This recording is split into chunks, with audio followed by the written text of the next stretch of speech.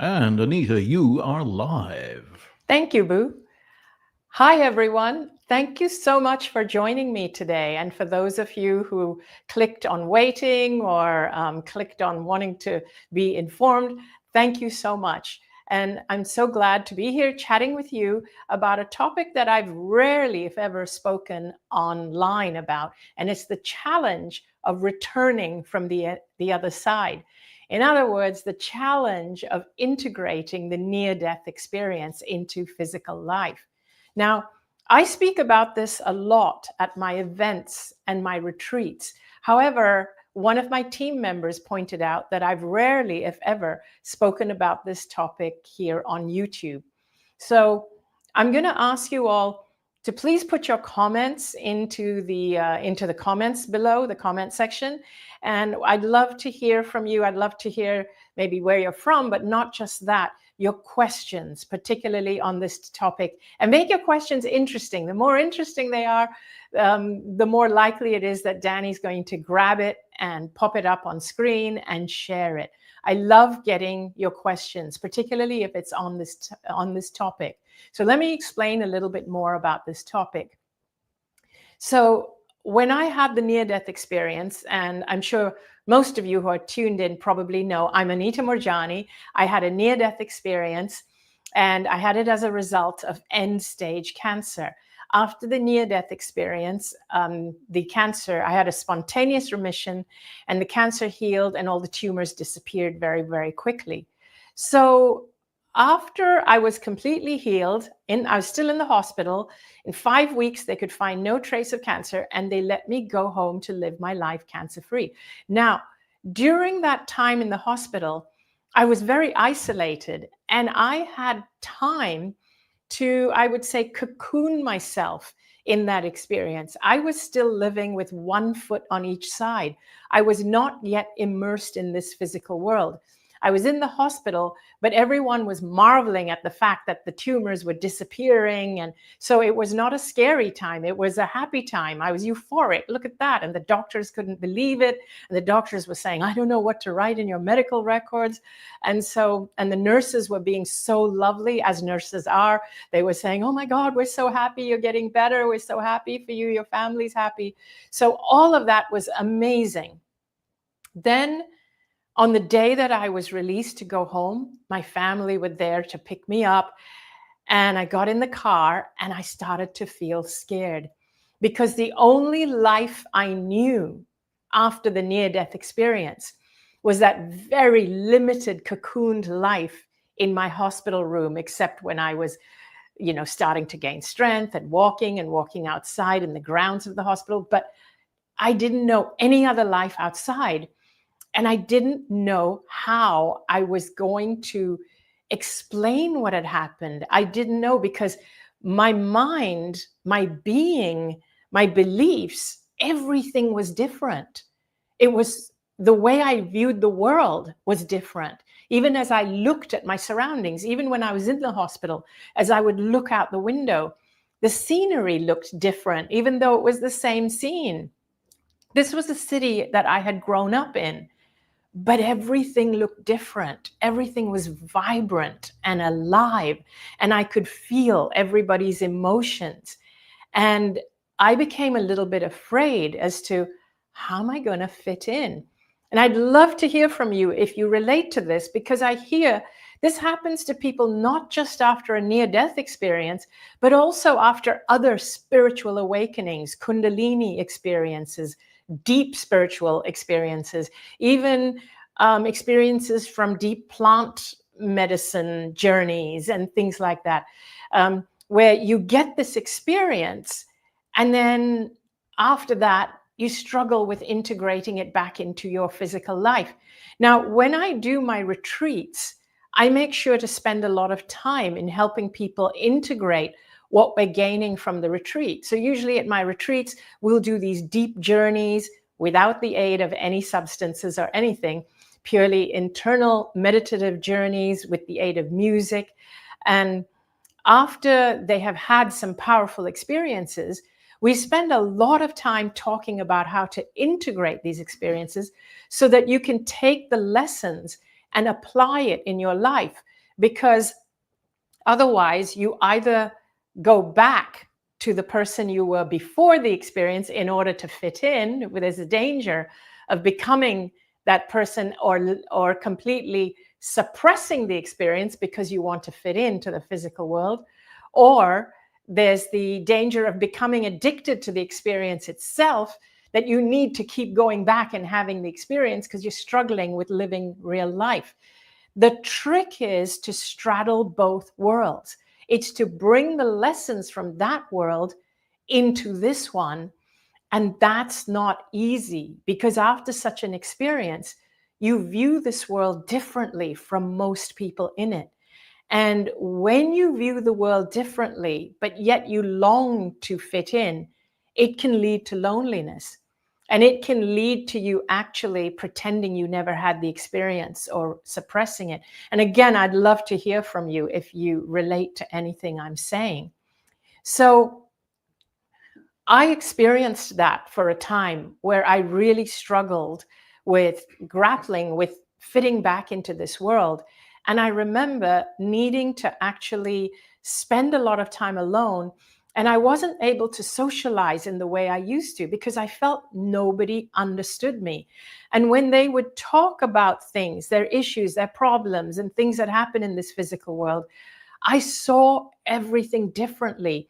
You see, now, everything that I saw was, it felt like from the soul's perspective, none of this felt real. And yet people were taking it all so very seriously. And I don't want to undermine people's pain. And so this is where I was really grappling or struggling, was that I didn't want to come across as though I was undermining the people with pain. And yet there was a part of me that wanted them to know, this isn't really real. We don't have to feel this way or do things this way. There are different ways. There is another way. And even today, sometimes it's really hard to put into words.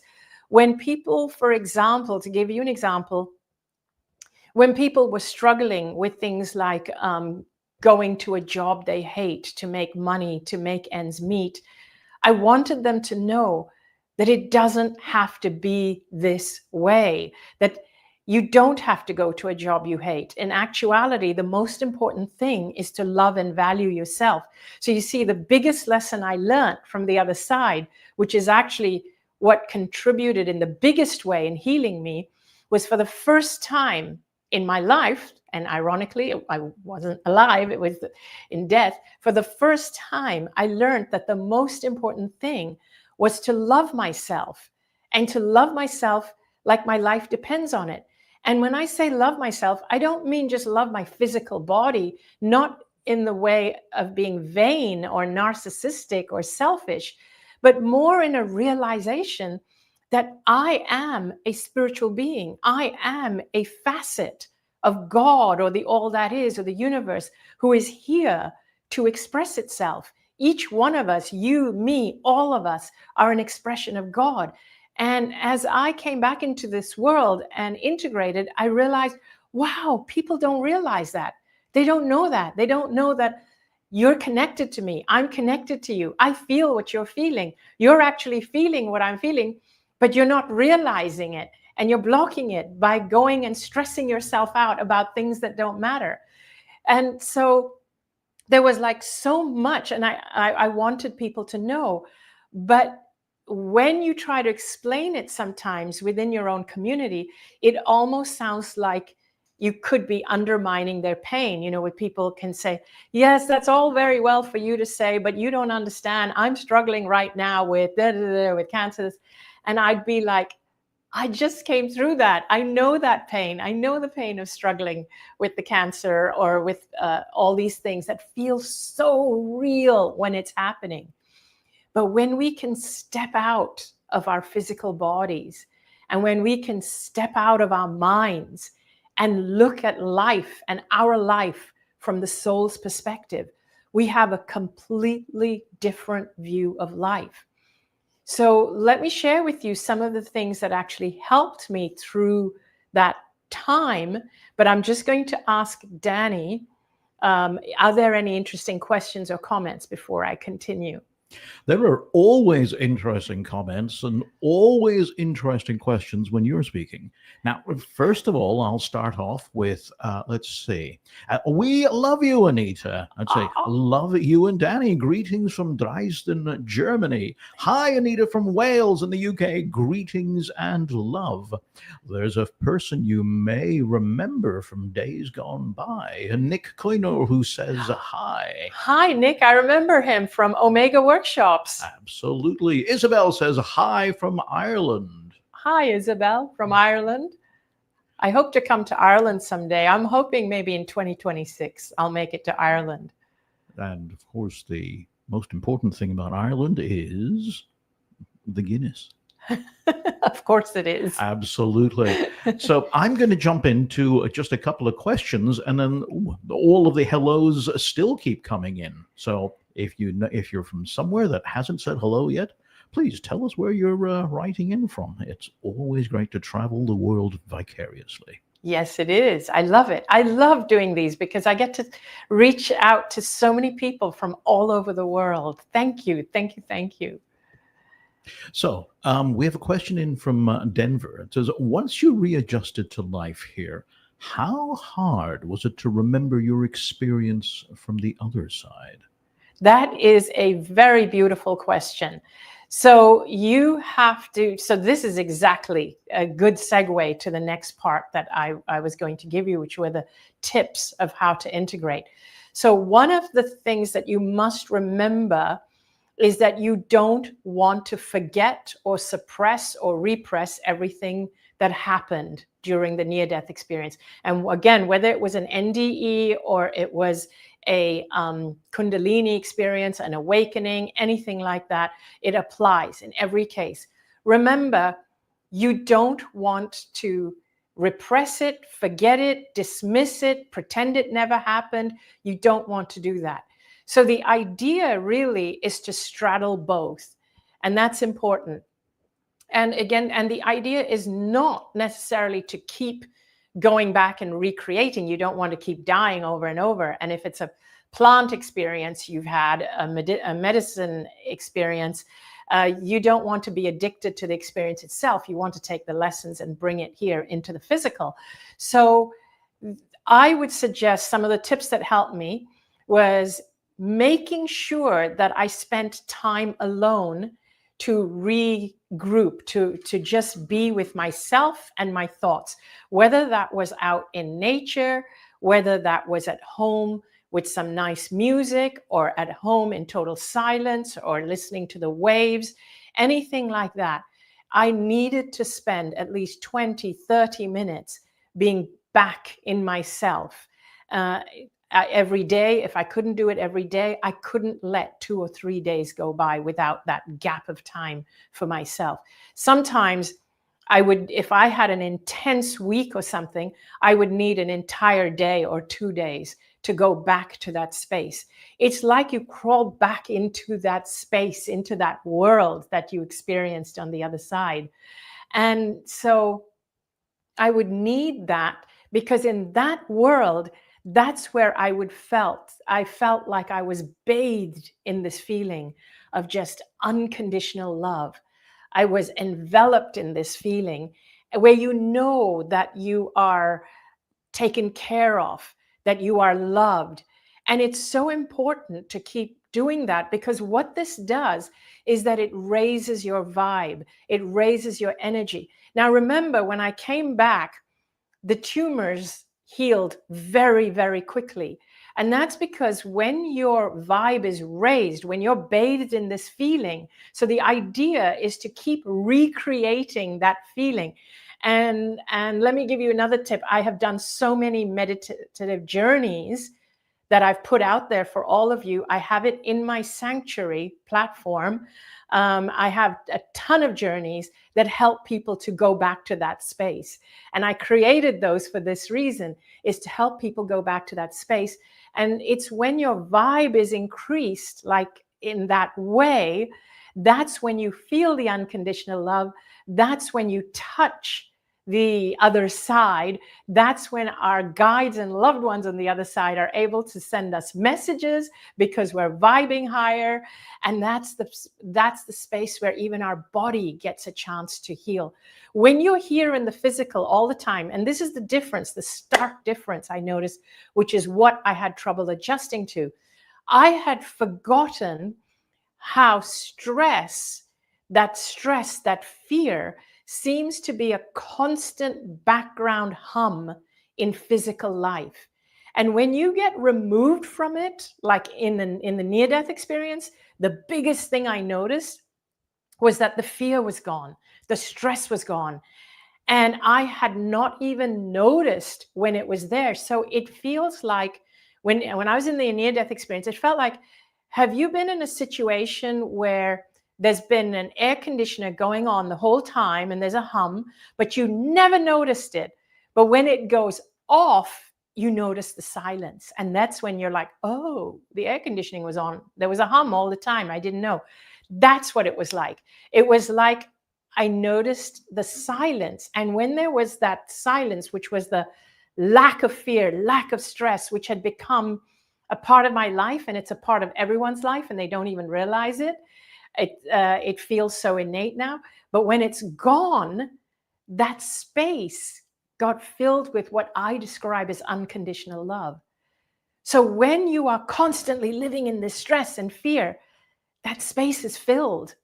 There's no gap. There's no space for the love from the other side, the love from our loved ones, the love that creates healing. There's no space for that to come in. That was the biggest thing I noticed.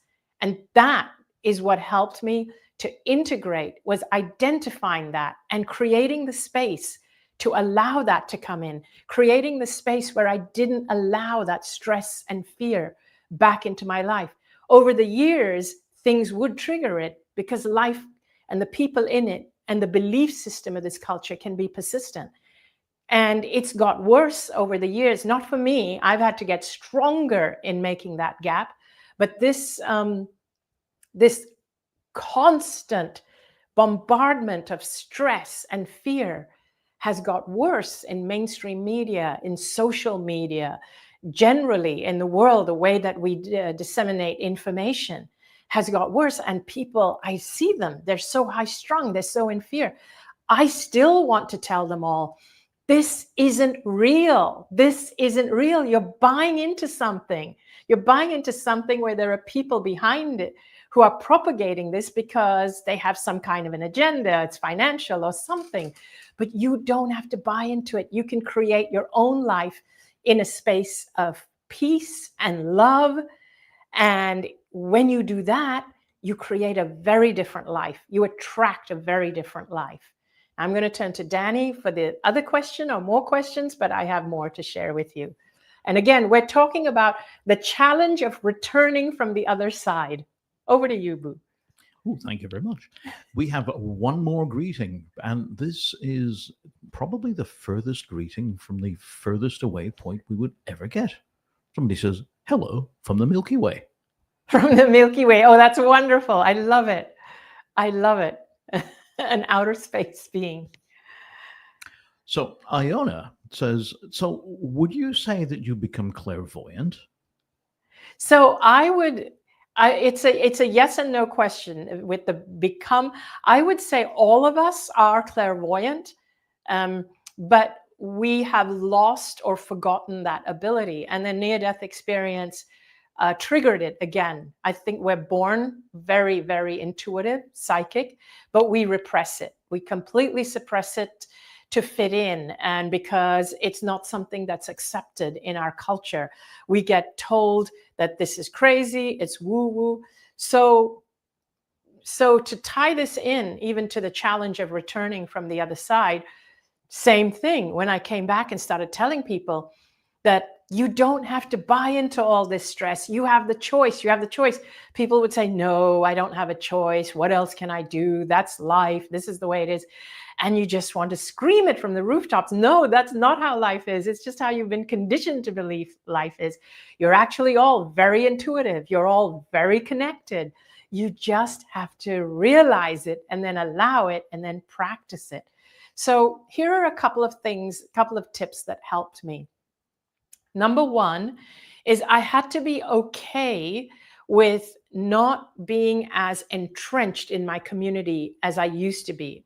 I had to allow myself to not feel guilty, and that's where loving yourself really comes in useful. And I had to allow myself to remove myself from the community if I felt it actually expanded my energy to do so and to be in my own thoughts and beliefs. So that was number one. And I would not let myself feel guilty, because I would tell myself, this is really important. This is really because I have discovered something that is so important for me to continue to bathe in and expand. So number one is, don't feel guilty if you have to have boundaries or if you have to extricate yourself, even if it's for periods of time. And then schedule time when you have to be with people who you know you need to be with, but maybe they live in a different world. So maybe just to give you an example from my own personal life, is things like, I knew after I healed, because of the experience I had, that I was done with that illness, and I was done, and it was time for me to remember my mission. The word remission to me meant it's time for me to remember my mission. I'm done with the illness. Time for me to go forth and live my life fully in a way I never had before, because I'd always been repressed. However, the people around me were like, you're in remission. You got to be really cautious. You have to wait at least 5 years, and don't be so optimistic and all. They were living to me. So they were living in a world that they said was reality. They were like, you got to be realistic. You got to be realistic. To me, they were being unrealistic, and they were creating their reality. They lived in a world that believed that way. I lived in a world that knew I was done. I had a bigger mission. It was time for me to remember it. And I had to keep staying immersed in that and not fall into that trap, the 3-dimensional 5-sensory trap, because I now knew that every single one of us has access to more. Now, I want to be clear here. I'm not special. I share what I share because I know we all have access to it. But this physical world with the physical beliefs and the 3-dimensional 5-sensory beliefs is so pervasive and persuasive that we tend to fall for it. So this is why I'm here to remind you, don't. So one of the things that really helped me was also to find a community, and this was big. I had to find a community, and I found a community online where they believed the same as I do. And it was a near-death experience forum in my case. You can find other community groups today. I am going back to when this happened in 2006. It was a much more challenging time for these kinds of experiences. Today, you can go online and find communities. I found an amazing online community. Oh, the other thing is, thankfully, Danny, my wonderful husband, Boo, was very supportive, on my side. I hear of people who have split up from their partners or families because of experiences like this, because they change so much and their families or their partners don't support them. So they have a choice of either going back to the way they used to believe or losing their family. And I can imagine that's very challenging. I was very blessed that Danny stayed with me. If people risk losing their families or their partners, remember that if you do lose your partner because you really can't go back to the person you used to be, and I get that. I know people who are in that situation and they've moved on without their partner. They then meet someone who matches them where they're at after the experience. So you really do have to honor who you are. And so at that time, I found the NDERF forum, which was a forum for near-death experiencers and people who support and believe in near-death experiences. So that forum for me was a lifesaver. And I would have so much more, I would get so much more from being on the forum and communicating with the people on the forum, we became tight friends. We would Skype together, group chat, group Skype. We would arrange these conference calls together. And I got so much more camaraderie, friendship, support from that group than I did from a lot of my human community who I had known for many, many years. So that for me was a huge support. So that was that's one of the big things that I would ask people is find community that think like you do so that you don't end up feeling lonely. That's super important. I'm going to turn to Danny again to ask him if there are any more comments, questions. Well, there's always comments and questions, but unfortunately, because you are actually psychic and clairvoyant, the question that I have lined up for you, you've already answered. It's from Jenny. Jenny says, I returned from an NDE at 14 years old. I touched a light in the bliss and felt at home. But then when I returned back, it was fears and worries, and it's been tough. And you just spoke about finding community. So you've already answered Jenny's question before I even asked it. Well, I want to tell Jenny that I relate to what you're saying. And so I want to elaborate on that point a little bit. I don't want to make it sound like I have never wavered. It's not like that. This world can be interesting, shall we say. And it's very easy to fall back in because if you're someone like me who loves to please people, it's really hard not to fall back into the fears and stresses, especially when people are telling you things like, oh, if you don't get angry about this, if you don't fight about this, if you're not worried about this, it means you don't care. That's actually not true. With a lot of us, it's not that we don't care. It's that we care too much to the point where it drains us. Whereas our energy is better spent when we step back and when we surround ourselves with love, get back into that feeling, we can actually uplift the world. So what I want to tell you in this case, I want to remind you, and I know many of you know this, especially if you've had an NDE, but whether you've had one or not, if you've had a spiritual experience, you know that we are all connected. One of the things that I learned is that we are all connected, and it's like we are all facets of one whole. God is all of us, the universe, God. We are all one consciousness, but this one consciousness has many facets. So even though your soul has its own individual journey, it's one facet of this consciousness. And when we raise our energy, we are bringing energy to the whole. When you deplete your energy by allowing you to get stressed and fearful, you're actually depleting energy from the whole. So the most selfless thing you can do is to do what brings you joy, to do what makes you laugh, to do what uplifts you, to spend time doing what gives you the greatest gift and makes you feel fulfilled. That is the most selfless thing you can do. And my only rule of thumb is just make sure that what you're doing doesn't hurt other people. But other than that, you're supposed to uplift yourself, and uplifting yourself does uplift the world. It uplifts the whole because you take yourself wherever you go.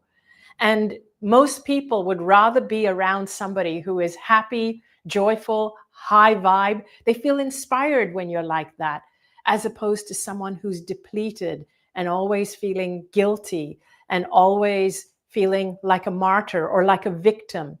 We are not victim of our circumstances. And one of the things I know that these experiences definitely teach you is that there is so much in your world and your life that you actually co-create. They didn't happen to you. They either happened for you, or you allowed them to happen to you, or that you co-created them to happen as part of your purpose. So I'm just going to turn to Danny to see if there's any more comments. And he's got his finger up. That means there could be one more. I have found two comments that are sort of interrelated. They're from Mina, who says, "Thank you, Anita and Danny, for your incredible message. Love you so much. Can you advise us on how to share your message with our families that are not necessarily living consciously?" And I apologize for saying this name incorrectly, Isabetta, who says, "How can we know that the universe has our back?" Wow, both great questions. The first one for Mina, I would say maybe just get your family. First of all, thank you for wanting to share my message with your family. Perhaps start with my TEDx talk. That would be the best place to start for people who don't know me, who are not that open, who've never heard me speak before. The TEDx puts it very simply, breaks it down in 18 minutes. And then for the second question was about, I'm sorry, could I ask you to repeat that again? Unless you've lost it on the screen. I've lost it on the screen, but let me take a quick second here, and I'll just hog the airwaves for a minute here. People love your voice, so just keep talking. They love your voice. And I just want to say, while he's looking, if you guys loved this video and liked and think the content is important and want me to put out more of it, please hit the like button. And if you're not subscribed, please subscribe, and please share it with your friends who you think would gain something from it, because it really helps me. The more subscribers I have, the more it helps me to put out more content like this and to put it out for free like this. And that's how you can support me, by subscribing and sharing it. So I'm going to turn to Boo. I actually remember the question. Ah, good. It was, how do you know that the universe has your back? So the thing is, you have to learn to trust. So what you do is you allow yourself to trust when there's synchronicities, or allow yourself to trust it. Here's the dichotomy, and this is the part that people find challenging. The more that you trust it, the more you notice the universe does have your back, and the more you'll notice the synchronicities. The more skeptical you are, the more you doubt it, the less the universe will have your back. Because when our guides are trying to help us and communicate with us, they need us to be open. In order to be open, you need to trust, and you need to trust yourself enough and your guides enough that they're trying to get through to you. So it's better to trust and be wrong than it is to be skeptical and to be right in that situation, that, oh yeah, that was just a coincidence. So allow yourself to trust and allow yourself to be wrong in any situation, because it's better to be open and trusting, and it opens the door for more guidance and for your guides to come in for you more. I hope that made sense. I know I've elaborated on that point a lot more in another video. And I just want to also let you know that I have an online subscription membership platform called The Sanctuary, where I have a lot of guided meditations as well as courses. So you could check that out. And I have a retreat coming up in Sedona from August 14th to 17th in beautiful Sedona, where I will be taking people on deep journeys, and we will be doing a simulated near-death experience. And I will also be teaching you how to integrate what you learn into your physical life. You know how it is when you go to an event like this and you have an experience like that, and then after that beautiful retreat is over, you then have to go back to work. So we will be giving you tools and tips on how to integrate it back into your physical life. So thank you all so much for tuning in. And I look forward to seeing you really soon, either at one of my live events or on my next video. Thanks again. See you soon. Bye.